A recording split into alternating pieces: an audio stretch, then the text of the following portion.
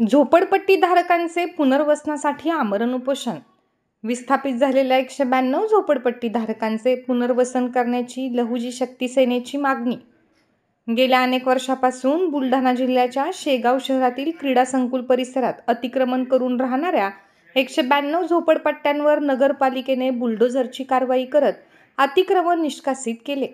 या नागरिकांच्या राहण्याची पर्यायी व्यवस्था न केल्याने त्यांच्या राहण्याचा प्रश्न पुन्हा एकदा ऐरणीवर आला आहे. विस्थापित झालेल्या झोपडपट्टीधारकांचे पुनर्वसन करण्यात यावे या मागणीसाठी नागरिकांनी नगरपालिकेसमोर आमरण उपोषणाला सुरुवात केली आहे. या विस्थापित झालेल्या नागरिकांचे पुनर्वसन करण्याची मागणी लहुजी शक्ती सेनेच्या वतीने करण्यात आली आहे. अन्यथा तीव्र स्वरूपाच्या आंदोलनाचा इशाराही देण्यात आला आहे. मारण्याच्या नावाखाली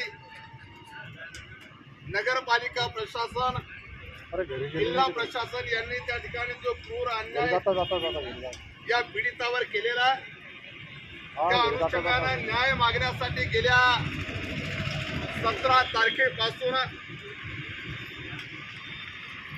मातंग समाज समन्वय समितीचे संस्थापक नेते